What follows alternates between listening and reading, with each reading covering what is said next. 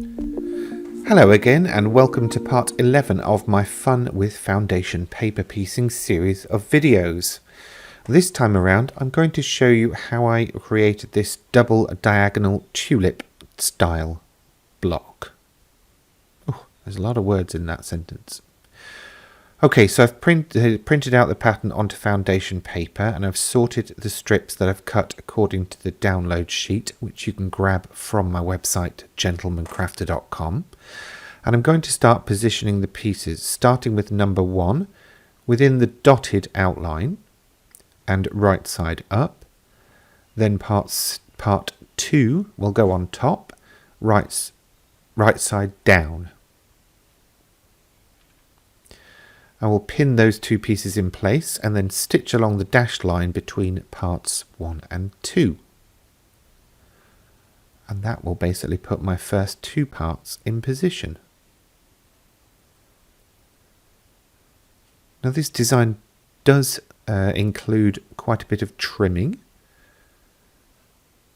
So it's kind of progressing on from where we started, as I did say we would be doing.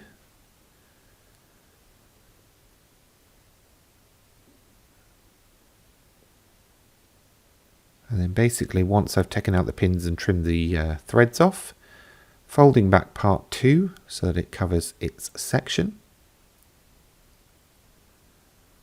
finger pressing that seam, and then going forward to position part number 3, which is this short rectangle. Make sure that it lines up with the corner of part 2 and the edges of parts 1 and 2.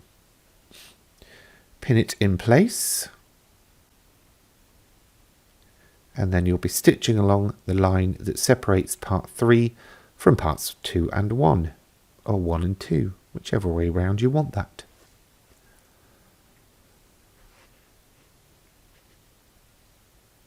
As ever, a lock stitch or a reverse stitch at the start and end of your stitching is great, but we're aiming to have all of our stitching on the line and from start to finish of the line, so we're not aiming to go over that line or either side of it.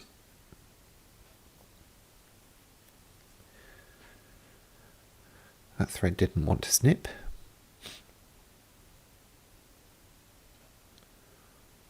Okay, so just a couple of minutes in and we've already got 3 parts down.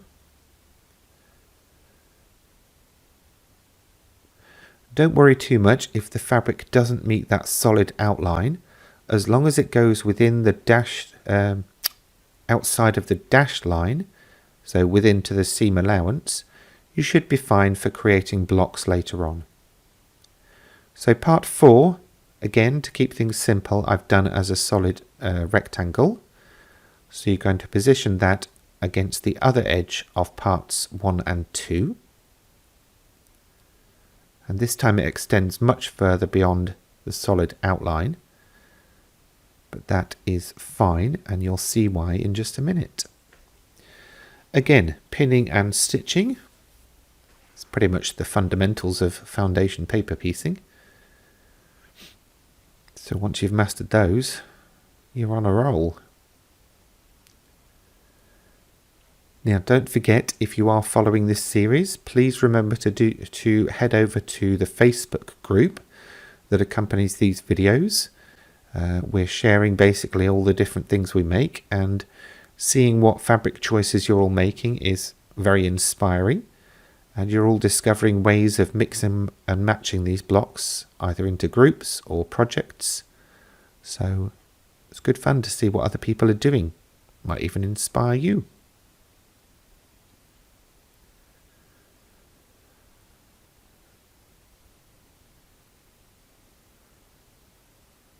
Okay, so finger pressing again, that part. Now before I position the next part, which is part 5, I have to trim. So on the right side of the pattern, so that's the numbers the right side, right way round, position a piece of cardstock against the line between parts 4 and 5, fold back the paper and then trim the fabric using an add a quarter ruler or just a basic quilting ruler with a 1/4 inch seam allowance. Next, we're going to position the triangle so that it will fold back effectively, covering part 5. Pin that in place and stitch. Obviously the line is the line between parts 4 and 5. Just a short diagonal on this one.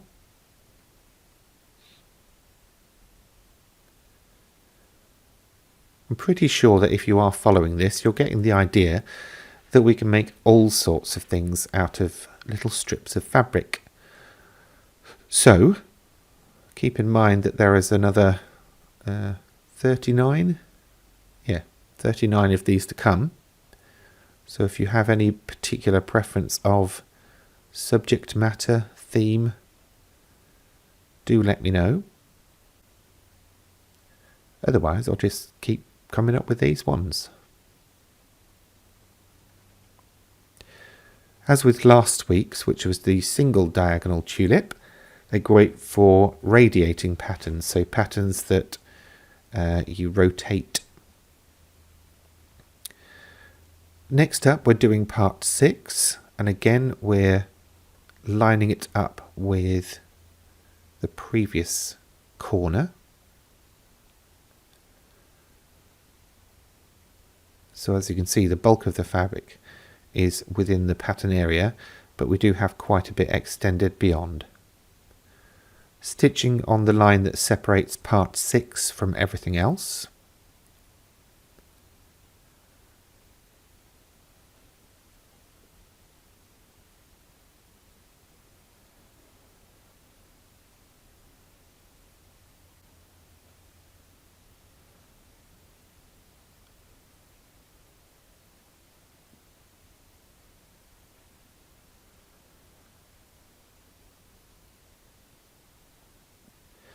Trimming threads as usual, and then unpinning and folding back.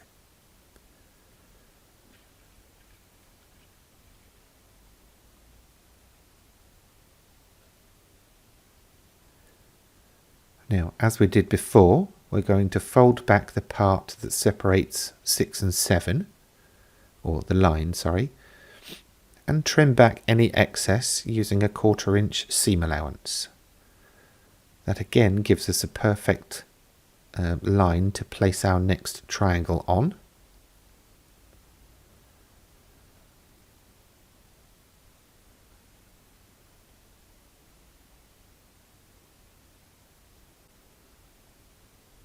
And then pin in place.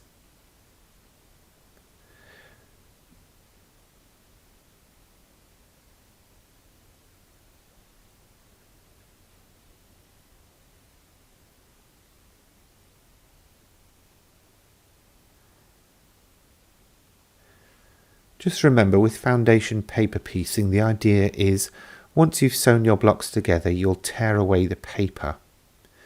Working in reverse numerical order really does help because you can fold the paper like a sheet of stamps and tear along the perforations that have been caused by the stitching.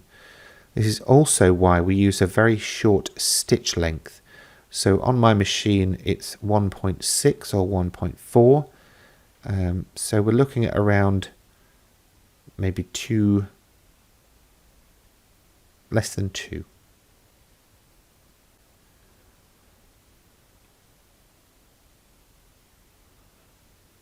Sometimes it can depend on the type of foundation paper you're using.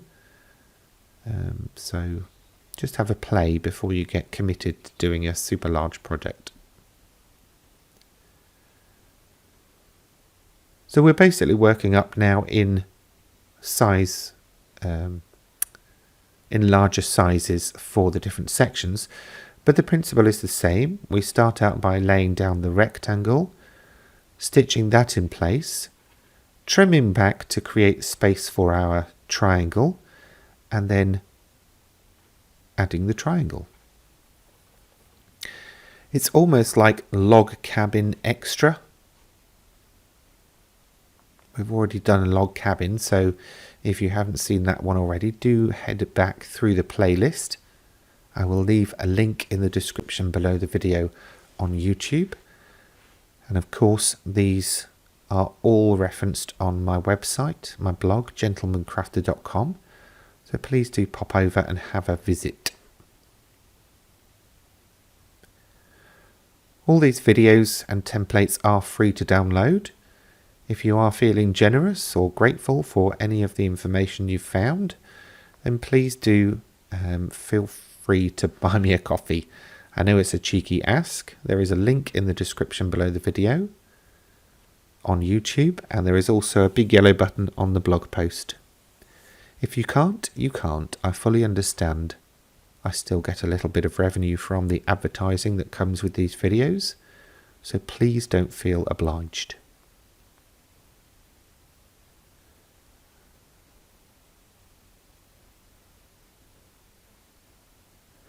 When you're positioning the triangles, just make sure the ears, so the 2 points either side, are about the same distance from the edges. That way you'll know that they'll fold back into place and cover the triangle.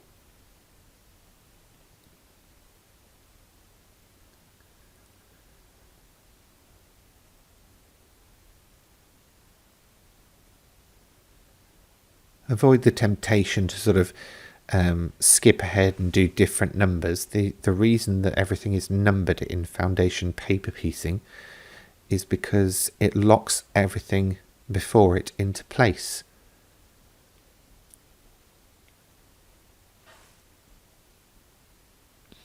So if you do things out of sequence, you will end up in a bit of a pickle. Oh, I wonder if I could do a pickle.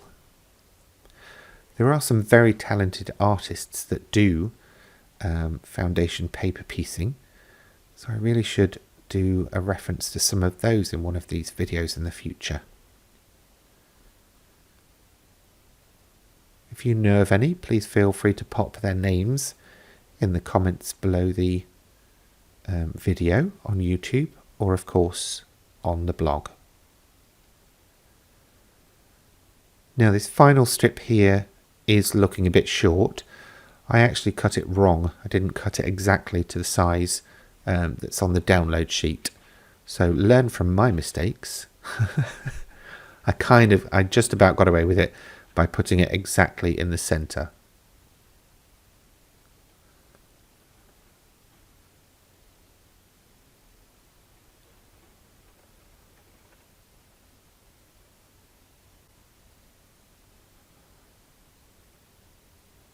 So we're now stitching number 10 in place by stitching along the line between part 10 and everything else.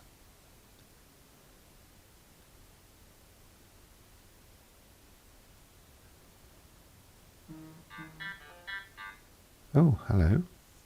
I seem to have a message. I'll read that in a minute.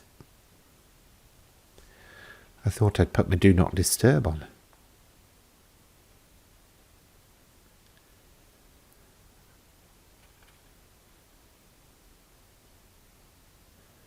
So folding that back,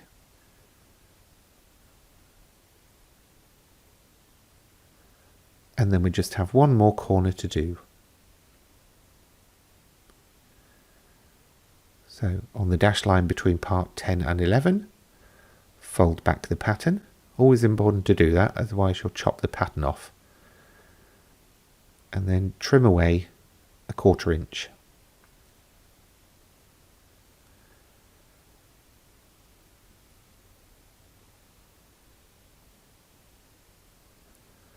And on we go with the last triangle, again right side facing down, and of course we will be stitching along the line between parts 10 and 11.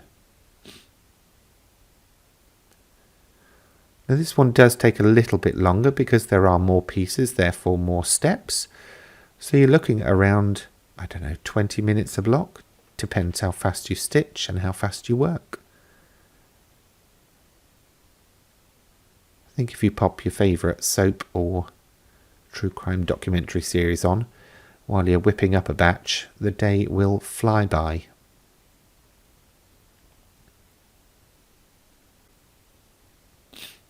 You can of course intersperse these with solid blocks as well, so if you're making a larger project you don't have to make as many of these decorative blocks.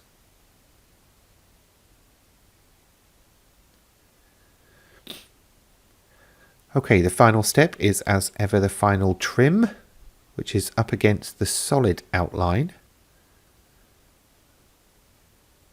which will leave you then with a 1/4 inch seam allowance to sew your blocks together.